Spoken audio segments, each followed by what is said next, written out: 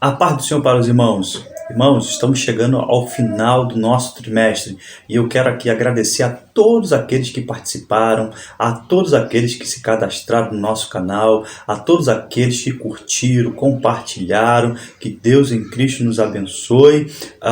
E nós vamos dar sequência a todo este conteúdo.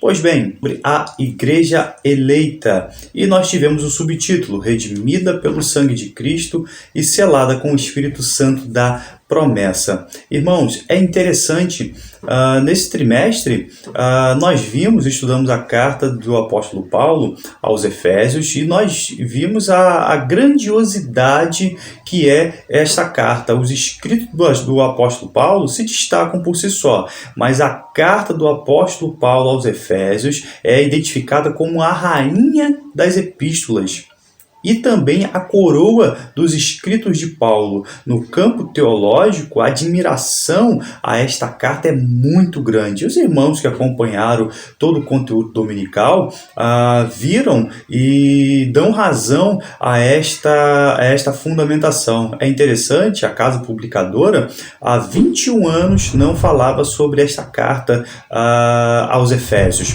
Pois bem, nós estamos agora na última lição, a lição de número 13, que tem o seu título A Batalha Espiritual e as Armas do Crente.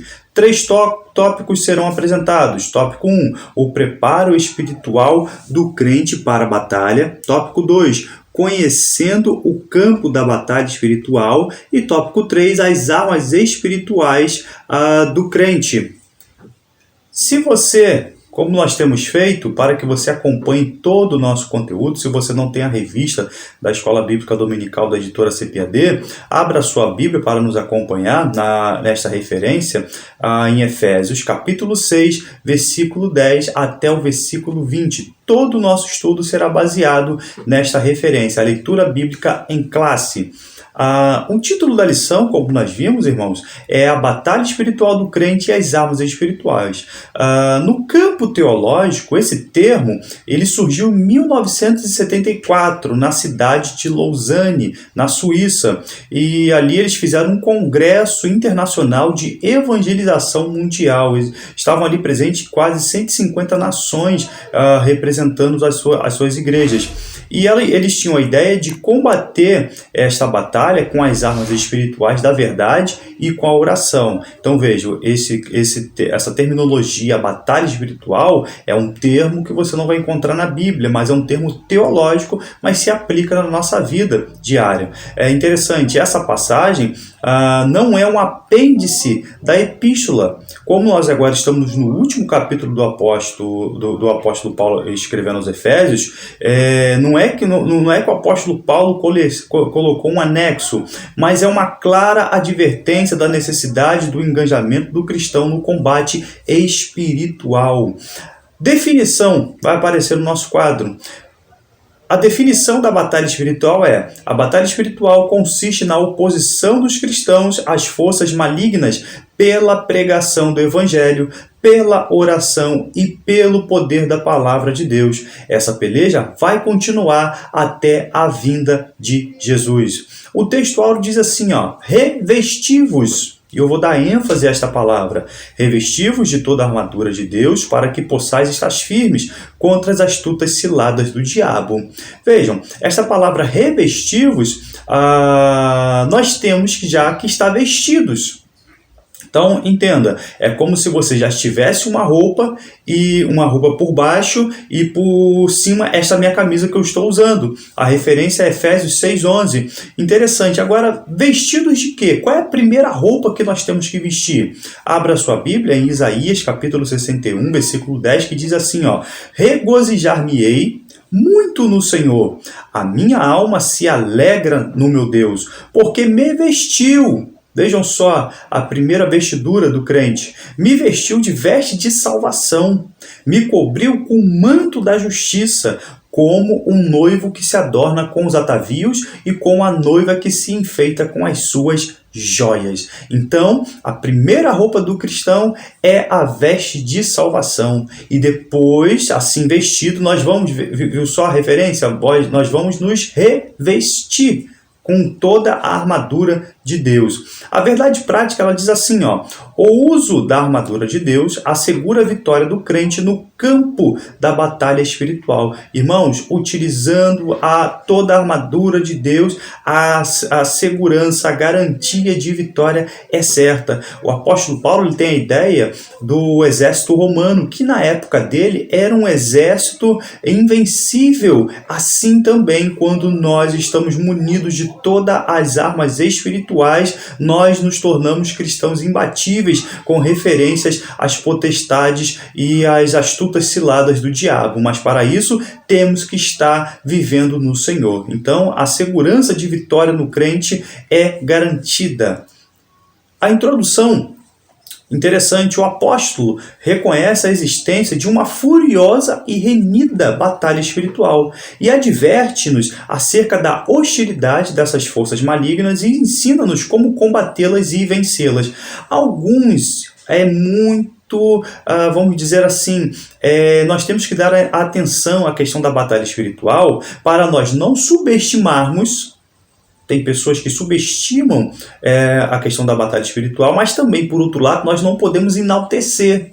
Nós não podemos ser céticos, mas também não podemos ser fanáticos. Nós temos que buscar um equilíbrio espiritual, um equilíbrio de mente para compreender este assunto. Irmãos, o povo de Deus não está à mercê da fúria do inimigo. O poder de Deus que ressuscitou Cristo dentre os mortos é quem fortalece o povo de Deus. E isso está à disposição de todo cristão.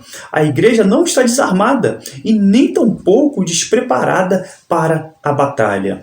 No campo, mais uma vez, no campo teológico, esse tema, irmãos, é muito amplo quando nós vamos falar sobre batalha espiritual. Para se ter ideia, os irmãos que estudam através da revista CPD, nós estudamos um tema inteiro no trimestre, foi em 2018, nós estudamos sobre a batalha espiritual. Vejam, um trimestre inteiro estudando sobre esse tema. E agora nós vamos falar somente em uma aula. Mas quando nós vamos estudar sobre este conteúdo, nós podemos separar no campo teológico angelologia, estudo sobre os anjos, demonologia, estudo sobre os demônios, satanologia, estudo sobre Satanás. Agora interessante, esse movimento surge com força em 1960 entre os neopentecostais e isso acaba até respingando entre os pentecostais. Mas as raízes, quem deu assim a ênfase à questão da batalha espiritual, foi muito fanático neste campo, foi o missionário James Ostrom Fraser. Ele viveu entre 1886 e 1938. Ele era um missionário e ele ficou frustrado ali na China porque as pessoas não se convertiam como ele tinha na sua expectativa. Então ele criou algumas teorias neste campo de batalha espiritual, sendo na verdade um fanático na área. E isso depois veio a reaparecer na década de 60. Segundo Fraser, tudo que aflige o mundo, a igreja, a sociedade, é por interferência direta dos demônios. E a única solução é amarrá-los, é controlá-los, é proibi-los, é repreendê-los. É daí que vem a doutrina da maldição hereditária, é daí que vem a teoria dos espíritos territoriais, é daí também que vem o expulsar demônios do próprio crente em Jesus. É daí que vem a concepção de que o crente ele pode ficar possesso. Irmãos, nós não podemos ser incrédulos nessa questão, nessa matéria, mas também nós não podemos levantar um verdadeiro fascínio.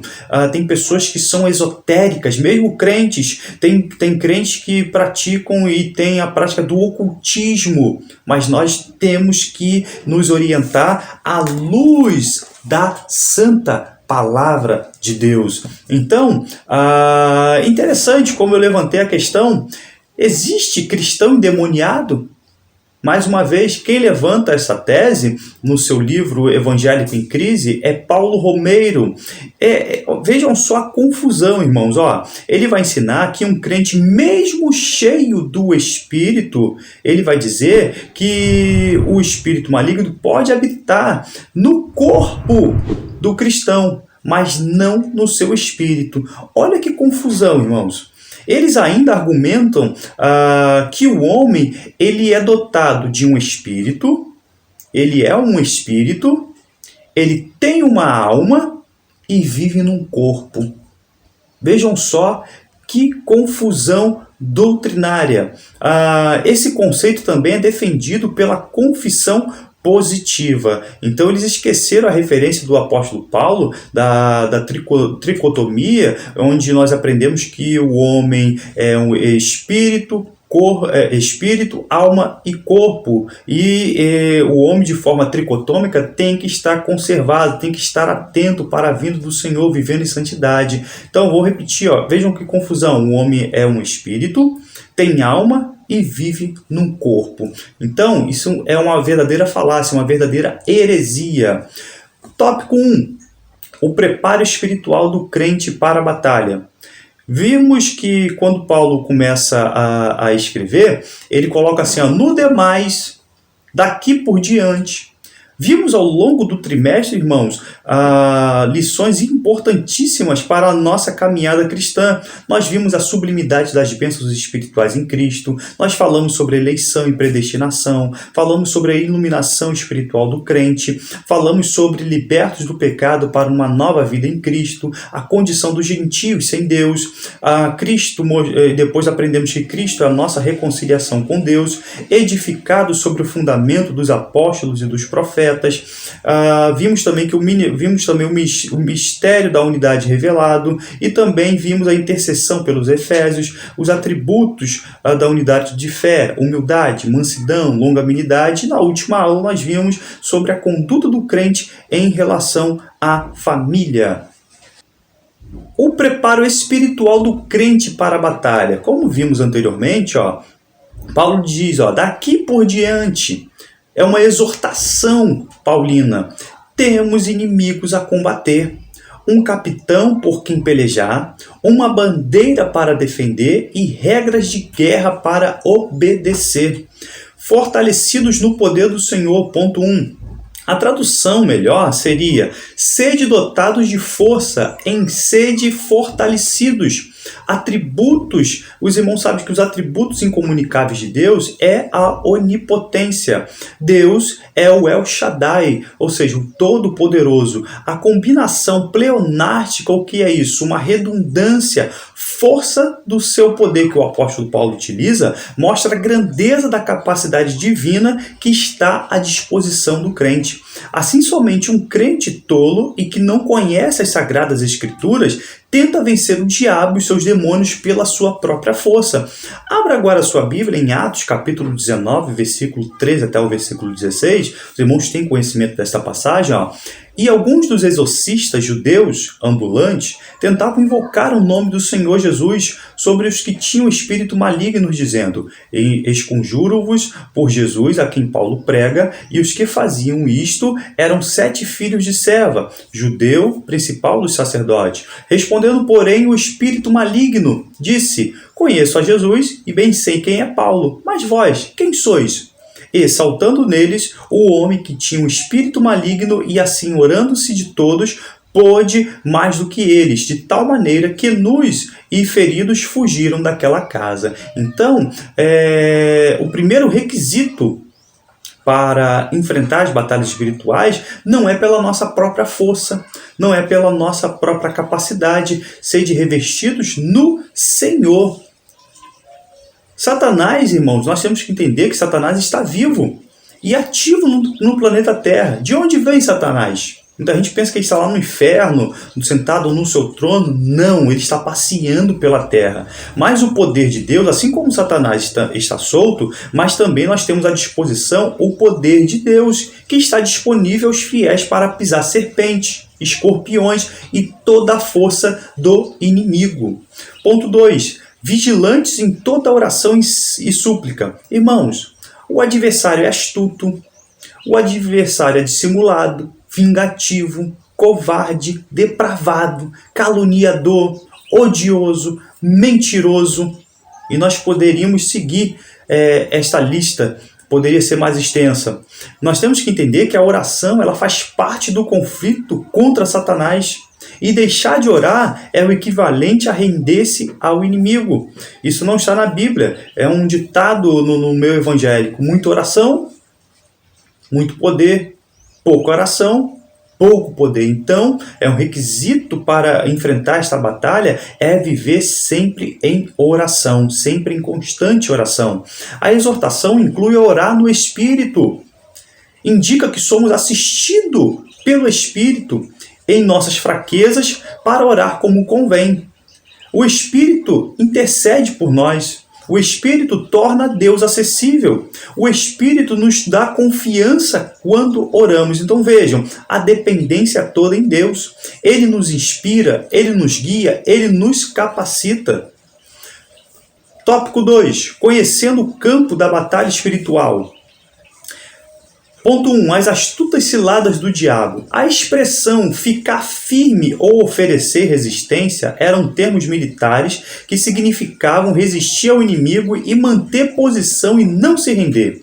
A versão Almeida Revista Corrigido traz o pleonasmo, mais uma vez a redundância, astutas ciladas. Ora, toda cilada já é astuta, mas vejam a ênfase que se dá. E as versões da Revista Atualizada, Nova Tradução Internacional, Tradução Brasileira, traduzem simplesmente como ciladas. Então vejam, a tradução corrigida é muito boa. É bom você, estudante da Palavra de Deus, que tem uma tradução corrigida, uma outra atualizada, uma outra na linguagem de hoje. Isso é muito bom para o nosso estudo e aprendizado. A palavra astúcia, eu quero destacar, é um vocábulo derivado do grego kubus, que denota dados que jogam e significa metaforicamente artifício ou truque. O substantivo astuto indica conduta sem escrúpulos, no sentido de algo ruim. A Escritura, irmãos, assevera que um homem natural, ou seja, o homem carnal, não compreende as coisas do Espírito, porque se discernem espiritualmente. A referência a 1 Coríntios, capítulo 2, versículo 13 e 14.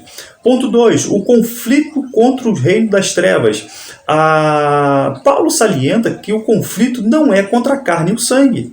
Infelizmente, nós vemos muitos irmãos brigando entre eles. Então, a nossa batalha é contra as potestades, é contra o próprio diabo e os seus agentes. A natureza pessoal do conflito, face a face. E também significa que a luta dá-se em todas as áreas, sendo tanto coletiva quanto individual.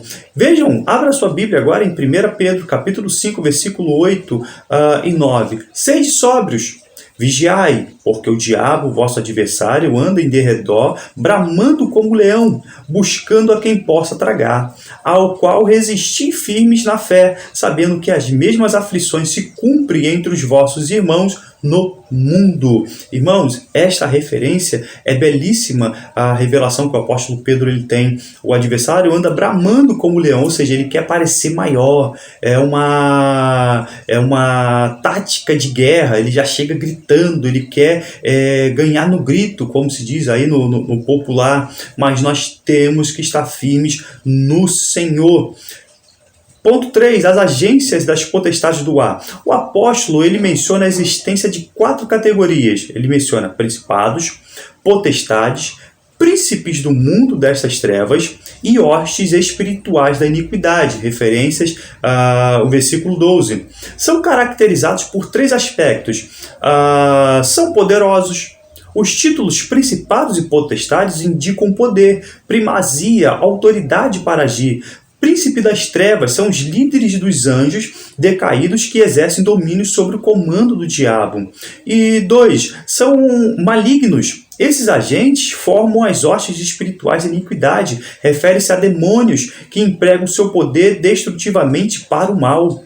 E 3, são astutos, cheios de sutileza, eles maquinam a queda da igreja. A ação desses poderes não pode ser subestimada pela igreja de Cristo. Então, A igreja está nessa constante batalha. A igreja tem que estar sempre pronta e vigilante, nunca baixar a guarda.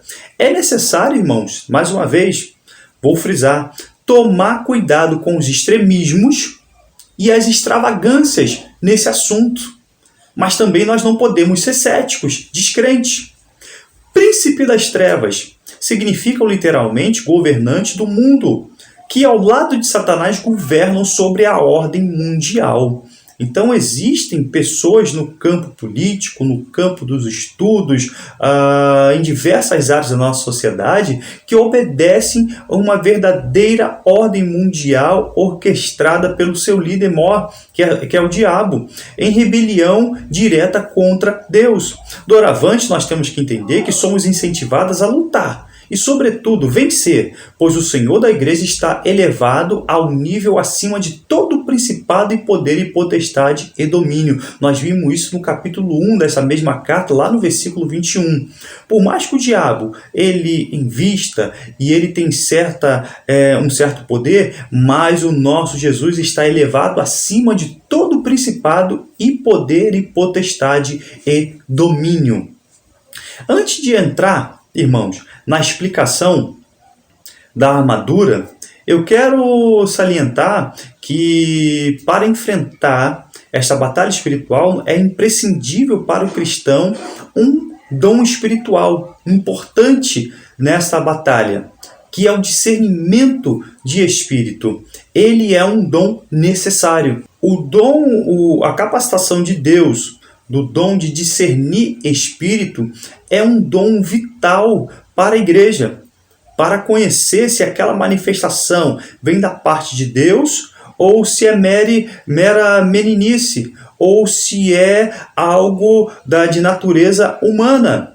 E quem revela isso é também o próprio Deus. Entenda o seguinte e compreenda que quem tem esse dom espiritual de discernir, ele não tem um raio-x que fica olhando para aquele cristão, para aquela irmã, se aquela manifestação de Deus é de Deus. Não funciona assim.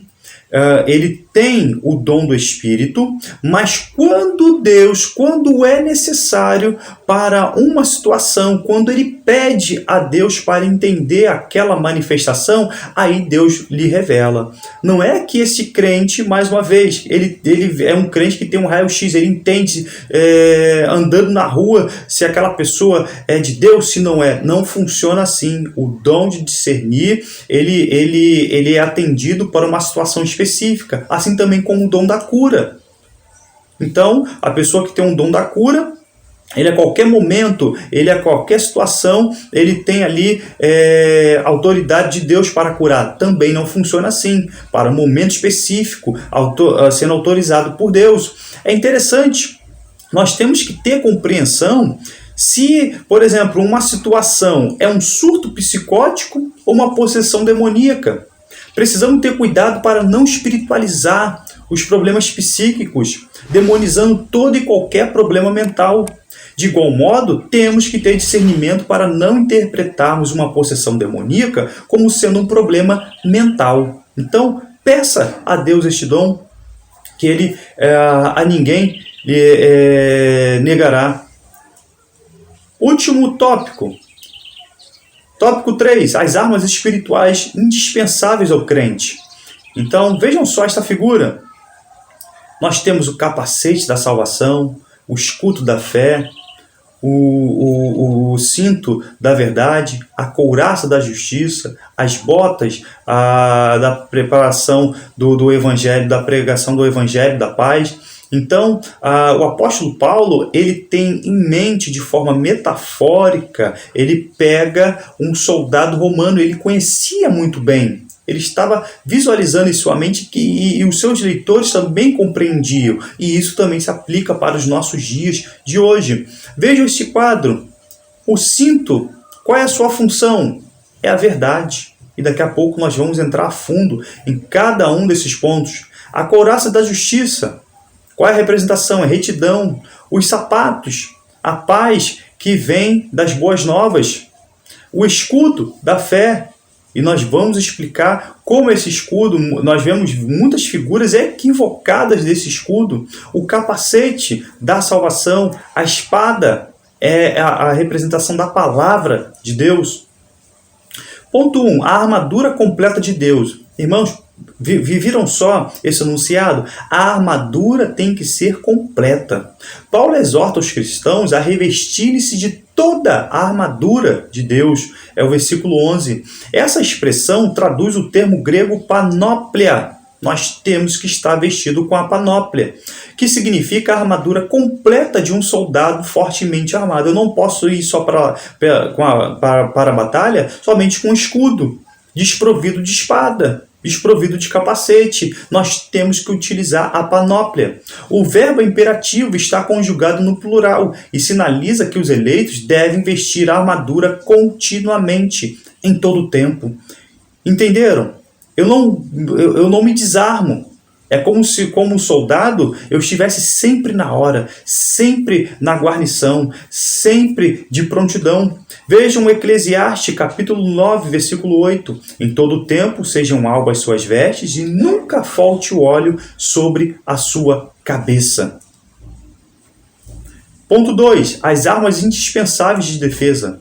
Agora Paulo apresenta metaforicamente uma lista de peças que compõem a armadura vestida pelo soldado romano e em seguida mostra a sua aplicação espiritual. O cinturão da verdade. Vejam só este cinto. A verdade é o que nos dá liberdade e que a falta de perfeita sinceridade embaraça-nos a cada momento.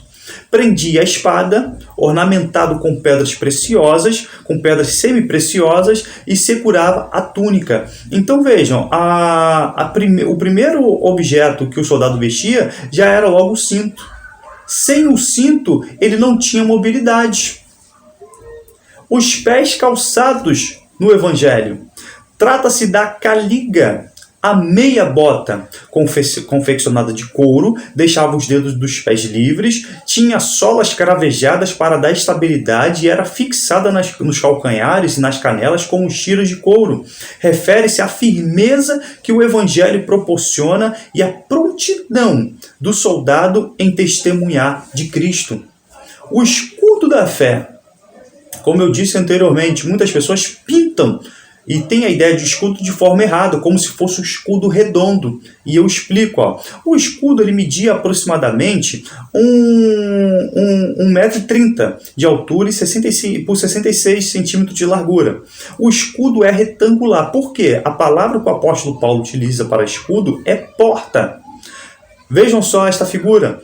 A couraça protege os órgãos vitais, mas com o escudo revertemos qualquer ataque. Refere-se à fé inabalável em Deus que extingue a eficácia das calúnias, dúvidas e rebeliões disparadas pelo diabo. Vejam só Provérbios 30, versículo 5. Toda a palavra de Deus é pura e é escudo para os que confiam nele. A forma é em conjunto. Por que do escudo ser retangular? Ser como uma porta. Vejam, esta figura, observe essa figura que está aparecendo. É assim que nós batalhamos. Não é uma batalha individual. Isso tem uma representação muito forte de como a igreja batalha em conjunto. Vejam a referência de Isaías, capítulo 41, versículo 6. Um ao outro ajudou, e ao seu companheiro disse: esforça-se. Então, quem batalha de forma solitária, e existem muitos desigrejados por aí, que agora congregam por si só, a tendência é de um fracasso e uma queda espiritual muito terrível. Por isso a igreja tem que estar unida. O capacete da salvação, fabricado com bronze ou de ferro. Considera-se que a mente do crente é o maior campo de batalha da guerra espiritual. Desse modo, a salvação protege nossa mente dos ataques do inimigo. Último ponto, a imprescindível arma ofensiva. Após descrever em detalhes as partes que compõem as armas de defesa da panóplia, Paulo reserva a espada como a arma mais enfática e, obviamente, ofensiva para a culminação final. O uso da espada, curta e afiada, era uma das maiores inovações militares de Roma. A lâmina dupla tornava-se as ideias para a estratégia de cortar e espetar. O termo machaira identifica como a espada curta, que media de 30 a 35 centímetros, e ela era usada no combate a curta distância. Preste bem atenção nisso. Isto é, corpo a corpo. Isso sinaliza que o enfrentamento é inevitável e que o inimigo está à espreita mais perto do que se imaginava. Irmãos, cada um deve portar a sua espada. O pastor deve portar a sua espada, mas você também tem que portar a sua espada.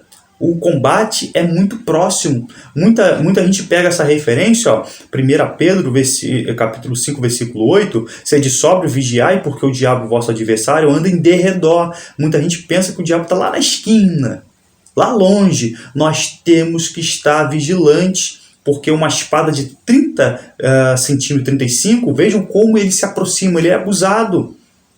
E ele quer nos enfrentar. Então vejam, bramando como leão, já disse anteriormente, a razão dele estar bramando como leão é para intimidar.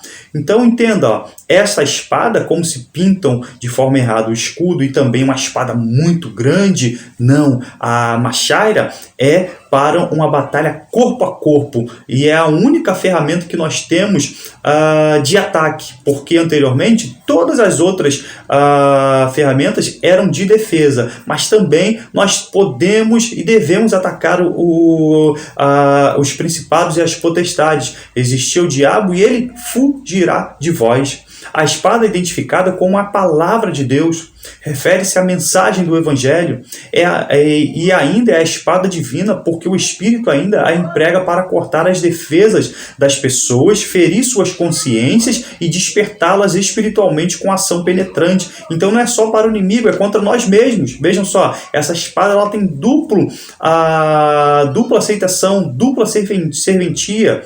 Enquanto nós estamos engajados com a espada, ela corta, como diz aí no popular, ela corta para lá, mas também corta também as nossas próprias vontades. Portanto, ela deve ser usada tanto para resistir a esse lado do diabo, como para derribar as fortalezas de Satanás. Vejam essas referências. Meus irmãos, chegamos ao final desse estudo, que Deus em Cristo nos abençoe, e sempre lembrando que a escola dominical é a igreja reunida, ensinando enquanto evangeliza e evangelizando enquanto ensina. Amém.